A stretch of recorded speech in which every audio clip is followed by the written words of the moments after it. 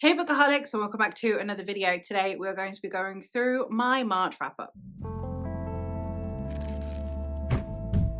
I read a lot in March. Mental health has been mental healthing. Escapism has been necessary. This is what I've been up to for all of March. This is an obscene amount of books to talk about, so we're gonna speed this up. I appreciate I'm not in my usual setup. I know I'm normally in the reading room. That is currently in a bit of disarray because we've started packing up some of my books for when we move, so it's just a little bit too chaotic and I'm just not in the mental headspace to be dealing with it, I'm not gonna lie. So this is where we're at. We're gonna go through them by vlog project just to kind of save me some time, and also so that I can keep it organized in my brain so that I don't completely crumble. Let's do this. The first one we're going to talk about is that I did finish off my R Fantasy Bingo in a vlog. I think it's my most recent spinner wheel vlog, and I read 2 books for R Fantasy Bingo. The first one was The Other Wind by Ursula K. Le Guin. I used this for last book in a series because I want to do hard mode. This is the 6th book in a series. The Other Wind is the last book in the Earthsea series by Ursula K. Le Guin, and I have not had the best time with this series. I'm not gonna lie. I picked it up initially because I know that it's cited as one of the biggest inspirations for my favorite series of all time, which is The Realm of the Eldlings by Robin Hobb, and also because I know that she is such a huge female figure in the SFF community, and especially within fantasy. She is very well thought of within the genre. Now, I read Lathe of Heaven by Ursula K. Le Guin and I found that an interesting concept, so I am curious, I suppose, about other books by her still, but these just didn't work for me. They just weren't really my thing. I didn't feel very strongly about them, and I basically only finished out the last 2 books because I was so close to my R Fantasy Bingo and they were really short books. I'm not gonna lie, I should have DNF'd this series a lot sooner than I did. I should have, because I didn't hate them, but they didn't bring me joy. One thing that I can say about this series is that it's very episodic, very vignette-y in style. I don't mean from book to book, I mean throughout each book, which means that they really do fail to capture my attention and my immersion. I did say this in the vlog that these feel almost more like plays, and if they were presented like a play, I'd probably like them more. There's a lot of coming on scene, leaving the scene, new scene, closing scene, new scene, and I think if it had been presented like a play, I'd have actually probably enjoyed these more, but I didn't. Or as a comic as well, similar vibe, you know, a lot of open and close of scenes, and I would have, I think, enjoyed that more, but it's not. It's written in novel form and it just didn't work for me. I've given them at best 3 stars. I think I've given a couple of them 2 stars. They were not for me. The other one that I read for our Fantasy Bingo is the one that I did like a little bit more, but that still is not going to stay with me. That is Dream Snake by Vonda M. McIntyre. It was okay. I think that it's not even that it's a product of its time. It is well written, it's enjoyable. I just think that for me personally, I would have liked to, I suppose, feel more immersed and connected. I didn't really feel like I ever was wandering around that world. I never felt like I knew the characters as people. There was just that layer of distance for me that I couldn't really ever get past. It was a barrier I couldn't get past, and my brain kept wanting to get past and I couldn't. So I think if that had been a thing, I probably would have enjoyed it a little bit more, but it is what it is. Also in that same spinner wheel vlog, I did also read The Scholar and the Last Fairy Door by H.G. Parry. This one was 5 stars for me. It's a dark academia / light academia / fairy, fae, historical fantasy. It's got everything going for it. All of those things are buzzwords for me. It's World War I, which is not normally my vibe, but I did really appreciate a lot of the way that we discussed academia, we discussed politics, war, classism, privilege, and even sexism, especially because this is set in 1920s England, which is a time period that I am interested in. I had a really good time with this one. It is, again, a 5-star read for me. This is going to be a Marmite book. I don't think this is going to be one that I would recommend to everyone. There are some favorites that you're just like, everyone go read this. This is not one of those. This is one of those that I know it catered to a lot of my niches and a lot of things that I like. I can see certain elements of this not being enjoyable to some people. We do have the dark academia-ness in the sense of like a kind of a friendship group that maybe implodes a little bit, and those kinds of things happen sometimes in here. Not in the same way that you would expect in a normal dark academia, but there was just elements in there. I really thought that the friendship dynamics and interpersonal relationships in here and the complexity of the characters was really, really well executed. I really did like our protagonist. I found her really easy to follow, which sometimes with dark academia isn't always the case. They can sometimes be a little bit annoying or like kind of tripping over themselves to further the plot. That wasn't the case here. We had a very competent main character who was just simply at a disadvantage in certain situations, be it socially, because of her class or because of her gender. So I really did think that even the things that she didn't do right were thematically rich. So I think that that was handled really well, and I really enjoyed this book, and I would highly recommend. In that vlog, I also read all 3 novellas that are compiled in the Tales of Fire and Freedom book, which is a collection of prequel and sequel novellas in the Ghoul Song series by Shauna Lawless. This is a trilogy that was the second leg of my Friend Takes Over my TBR, in which my friend Mare recommended a load of books for me to read, which included this trilogy. This trilogy is probably one of the best trilogies I have read in a long time. The other one will be the next thing I talk about. I have had 2 series so far this year that have concluded and been all 3 books been a 5-star, which is unusual for me nowadays. Normally they are more in the 4-star range, and then there'll be like a standout book in a series. These were all 5 stars. I loved all of them. Mirka is one of my favorite characters I've read in a long time. Also Fola, and I also really love the way that we had Gormla depicted in here, and it's like if Cersei were written by a woman, who'd have thunk it? And I really did appreciate everything about this. I do have a whole vlog talking about this, so I won't ramble on. If you want to know my full thoughts on this trilogy, go watch the vlog. Absolutely amazing. I'm kind of at a loss for words on how not to talk about this in a spoilery sense, but this is a historical fantasy depicting Ireland during the late 10th century and early 11th century, but we also have a mixture of both the history and also the Irish deities, the Gaelic deities. And I really love the way that we merged the two, the conversations that were had, the way we are shown Ireland, and the fact that we see it mostly through women's perspectives in this book, through women in this time period and how they do or don't use their powers, and how different people's actions affect everyone. I love this series. I would highly recommend.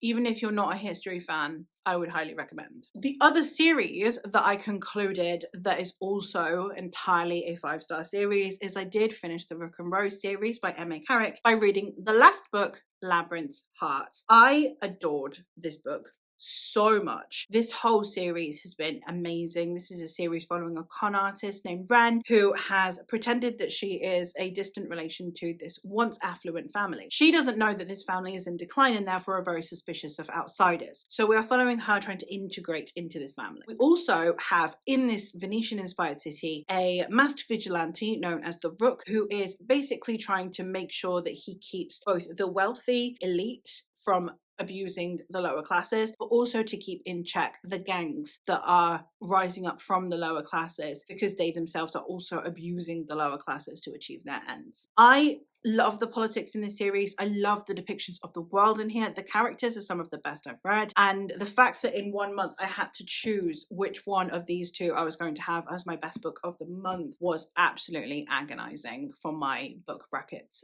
thing that I do on Instagram. I did choose Land of the Living and the Dead, solely on the basis that this one already has representation in January, and it just meant that then I could put off ever pitting these 2 against each other. I had an amazing time. Would highly recommend this series. I know it's not for everyone, but it sure as heck is for me. We'll go get into some epic sci-fi since we were already in the epic fantasy space. I did manage to finally finish Leviathan's Wake by James Ed Corey. This has rolled over since December because I was buddy reading it with my husband. I liked this. I would continue the series. It's not one that I feel very strongly about, but I did enjoy it, and I really liked some of the ways that the character interactions were happening. I did really enjoy the conversations around politics, around propaganda, and around the way that we use people's liberty as a way to imprison them. There were a lot of conversations being had here that I didn't think would be as thematically rich as they were, and I really appreciated that. I do think that it is a little bit on the not fantasy because it's not fantasy, but do you know what I mean? It's a bit dude bro, but I do like it, and I think that it was having really important conversations, and I enjoyed it. I will continue the series. One that I won't be continuing the series though is I will not be continuing on with the Sun Eater series by Christopher Rocchio. I read this first book, Empire of Silence, and it was fine. I gave it 3 stars. I didn't hate it. It's a very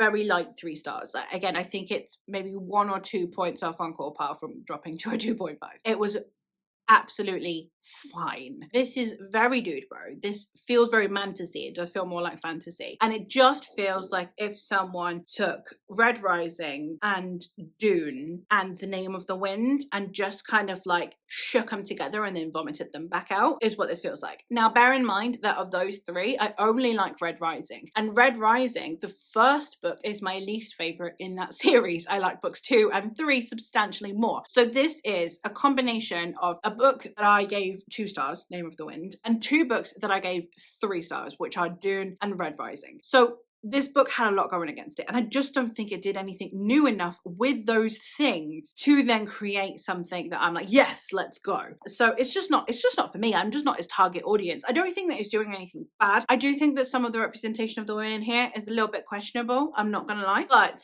I don't think it's doing anything terribly, at least not with this first book. I understand why people like it. I am not his target audience, and I feel like it would be disingenuous if I picked up the sequels and was like, hey, I still hate this series. It's like, well, yeah. So I don't think it would add anything to the conversation if I continued this series, so I'm not going to. So that one, it's a no from me. While we're on the negativity train, we'll continue there so then we can pull it back and go somewhere a lot more fun. I DNF'd Emberclaw by Elan Lam. If you watched the Dragonfall vlog, if you watched me and my friends Rachel, Mare and Ray all read this book together, the first book in this series together, I will leave that linked, but you'll know that I actually really enjoyed it. Rachel and Mare did not, they didn't like it. I think Ray was kind of fine with it, same as I was. I think we were just kind of happy to be along for the ride. This book was, I think, this whole series was supposed to be a trilogy, and then it got reduced to a duology. And I just think that even then, within this book, there was at least one POV that was completely superfluous. There was no point to this character's perspective. So we had 2 characters' perspectives that I was enjoying, and one of them I only enjoyed when they were in relation to the other. So there was just a lot of this book that I just didn't care about or didn't see the point of, and I would just kept sitting there like, why am I reading this? And I find those books more difficult to DNF than the ones that I'm hating. Like if I just, yeah, I hate everything about this book, let's stop. In this one, there was one POV that I kept clinging on for, and I got to like page 200 and something, which is much further along than I should have gotten. I got into part 3 out of the 4, and that's too far into a book that I wasn't enjoying, all because I wanted to enjoy this one perspective. And by the end of it, I was just like, it's putting me in a slump. I'm not enjoying it. I'm going to stop. That's what this one did. I will briefly mention that I did, in fact, read the Once Upon a Broken Heart trilogy by Stephanie Garber, but I do have a spoiler vlog for this one inbound soon, so I'm not going to go over them too much, but I will mention that they did also get read. They don't really take a very lot of time to read. I think I read each of them in like a maximum of 2 days. But that's not the point. And then the final 3 that we're going to talk about are ones that I did really enjoy. I'm going to save the 5-star to the end because why not? It's my most recent vlog that went up, so you might know what these ones are. But I did do a reading vlog where I went through 3 mythology books that feature women who are usually perceived as either evil or scary or bad in some way in mythology, and they are what I like to call feminist reclaimings. The first one we'll talk about is I Have Stone Blind by Natalie Haynes. I gave this one 4 stars. I really enjoyed it. Probably not my favorite of all of the retellings that have ever existed, but this one had a big uphill battle because it is about Medusa, who is someone that I know a lot about. She is someone who has become this big iconic figure of feminism in recent years, because once you read her myth as an adult woman, you're like, wow, that's something. And I think they did a really good job of depicting that. So I'm really glad that I read this. I really did enjoy the discussions that we had around her and the way that we humanized her. I think that she was a fantastic character to read. I really enjoyed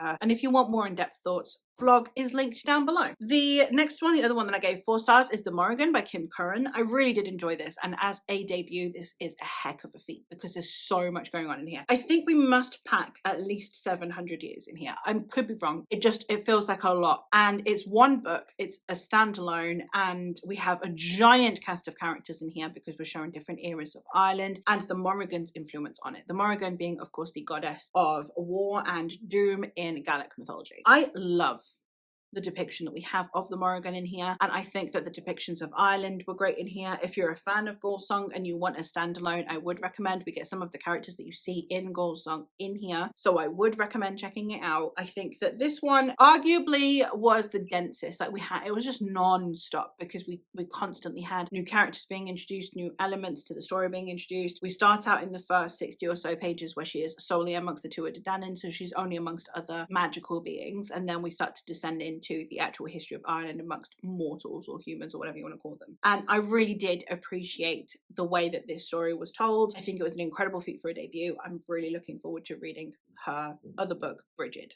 And the very last book that we're going to talk about today is I read Medea by Rosie Hewlett. I gave this one 5 stars. This was my favourite from that vlog. Spoilers for the vlog, I suppose. And I loved reading about Medea. Medea is a character in history who is very difficult to justify if you only read it from a male perspective, because it is a woman who did some things.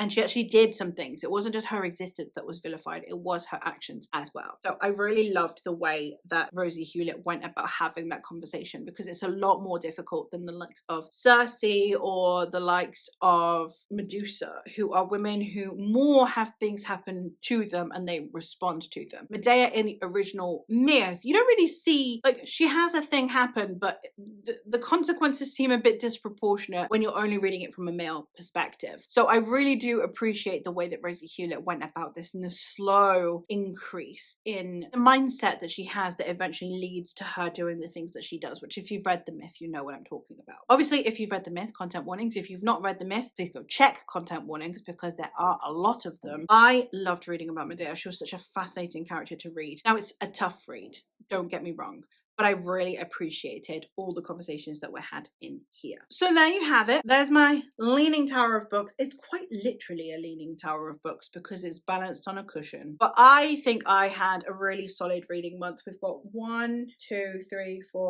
6 5-star reads.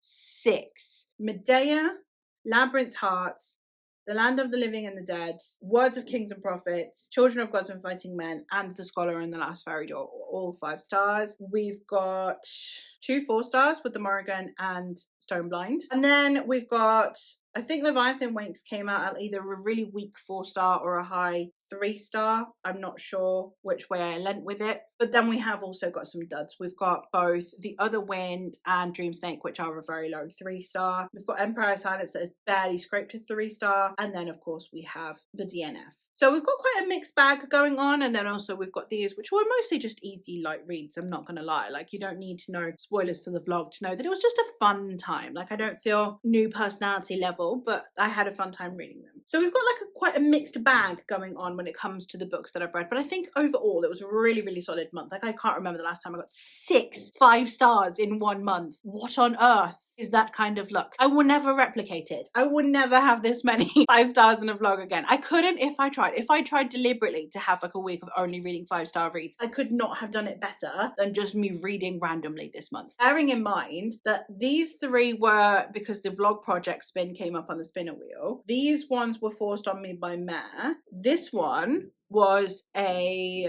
spinner wheel pick, and then this one was a book club pick. These 2 are also for a vlog project. This one's for a vlog project. So all of it isn't really stuff that was like me just trying actively to be like, oh, I really want to read a solid 5-star read. They were chosen for me in some way, shape or form. I just got really lucky this month. I'm going to stop rambling now. Very excited with all of this. Let me know if you've read any of these and your thoughts on them, or based on the 5-star reads, if you have any recommendations for me. I will be picking up more by Rosie Hewlett, Kim Curran and Natalie Haynes. I will read more N.R. Lamb because, again, I really like Goldilocks by this author, so it's not like I dislike their books, it's just that I struggled with this one. I won't be picking up more Christopher Rocchio. I will be continuing Leviathan Wakes. I need more M.A. Carrick, but they've only just announced their new release. I loved Shauna Lawless, and I'm looking forward to picking up the sequel series once it concludes, which should be next year. And I have more H.G. Parry on my TBR. So, you know, let me know if, based on what I've enjoyed, if you have any other recommendations for me that aren't like just read something else by this author. I would love to know.